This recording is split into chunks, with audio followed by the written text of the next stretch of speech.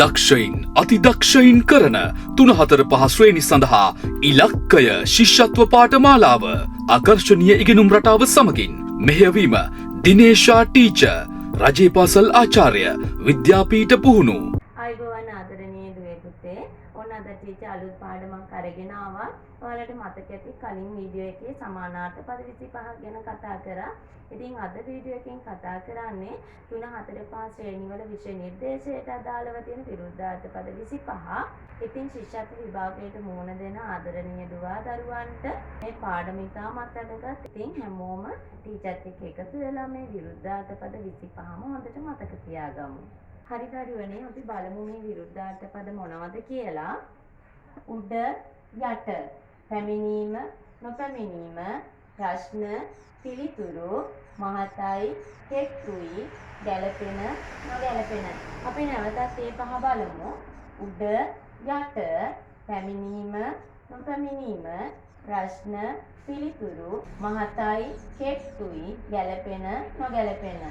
ඊළඟට අපි බලමු පුහුණු නුපුහුණු සෙමෙන් වේගයෙන් කැමැති අකමැති අලුත් පරණ යනවා එනවා. අපි නැවතත් මේ පහ සාකච්ඡා කරමු. පුහුණු නුපුහුණු සෙමෙන් වේගයෙන් කැමැති අකමැති අලුත් පරණ යනවා එනවා. ඉදිරිපස පිටුපස පිපෙනවා පරවනවා ඉහළ පහළ පිරිසිදු අපිරිසිදු කීකරු අකීකරු. නැවතත් මේ පහම අපි ටිකක් මතක් කරගමු. ඉදිරිපස පිටුපස පිපෙනවා පරවනවා ඉහළ පහළ පිරිසිදු අපිරිසිදු කීකරු අකීකරු. ලොකු පොඩි අවශ්‍ය අනවශ්‍ය උස නිති වැරදි නිවැරදි පුරුදු නුපුරුදු.